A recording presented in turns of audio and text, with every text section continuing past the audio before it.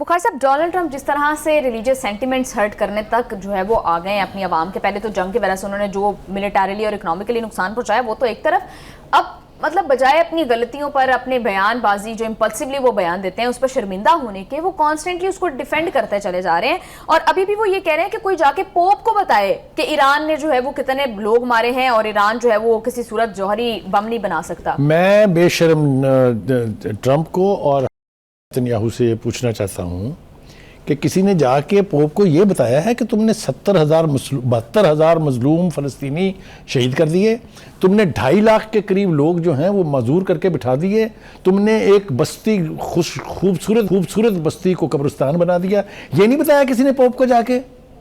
तुम्हारी तो औकात क्या है? क्या दुनिया नहीं जानती कि तुम्हें इंटरनेशनल कोर्ट ऑफ जस्टिस ने डिक्लेयर किया हुआ है कि you are guilty of genocide, कि तुम नस्ल कुशी के मुजरम हो? क्या आलमी अदालत ने इसकी गिरफ्तारी के ऑर्डर जारी नहीं किए हुए?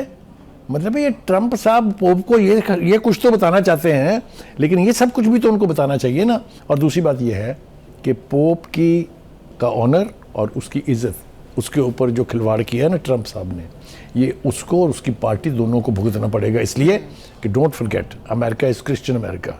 वो तो हम इनकी करतूतों की वजह से ज़ायनिस्ट क्रिश्चियंस कहते हैं ना इनको, लेकिन वो इनको कहते हैं, पूरी कौम को नहीं कहते। अमेरिकन कौम ज़ायनिस्ट नहीं है, ये जो इस वक्त मुसल्लत हैं वो जो है वो ज़ायनिस्ट हैं। एंड बिल्कुल बुखारी साहब, क्या डबल स्टैंडर्ड्स है कि एक तरफ तो ट्रंप ये कह रहे हैं कि पोप को जंगों पर बात नहीं करनी चाहिए, जबकि at the same time he being a political leader वो जंगों पर भी बात करते हैं, वो मिलिट्री एक्शंस के ऊपर भी बात करते हैं, रिलीजन के ऊपर भी बात करते हैं। देखिए, उनको इटालियन प्राइम मिनिस्टर जो है उसने रिटॉर्ट किया उनकी इन बातों पर। उन्होंने कहा है कि ये तनकीद जो है ये नाकाबिले कबूल और नाकाबिले बर्दाश्त है पोप के ऊपर, इसलिए कि उन्होंने कहा कि पोप के बारे में जो कुछ इन्होंने कहा है हम किसी सूरत इसको इग्नोर नहीं कर सकते और ना ही इसको हम बर्दाश्त करेंगे। बिल्कुल।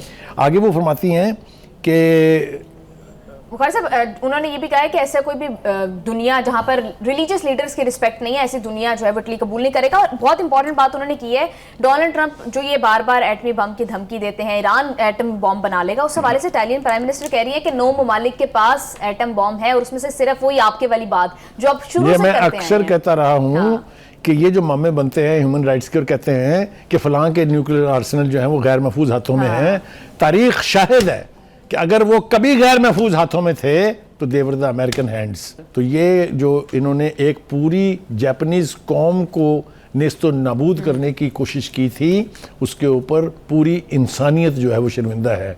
डूब मरना चाहिए इनको, ये किसी दूसरे को धमकी देते हुए। एक दफा तो बेटा जी कर लिया, उस वक्त आपके पास थे सिर्फ।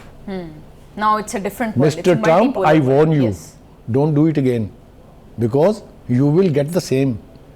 और मैं इससे आगे नहीं जाऊं तो बेहतर है, प्रोग्राम का वक्त खत्म हो रहा है मेरे ख्याल से, तो इससे आगे बहुत कुछ कहा जा सकता है। आपकी इस बात से जो है वो सबक मतलब बहुत कुछ कहा जा सकता है, वो मैं कहना नहीं चाहता हूं, लेकिन सलाम है उन यूरोपियन लीडर्स को जो जुर्रत पकड़ के इस वक्त जो बातें कर रहे हैं। जी sir, thank you so much sir for your analysis. Program का टाइम हो गया खत्म। See you all tomorrow, take care, Allah हाफिज़।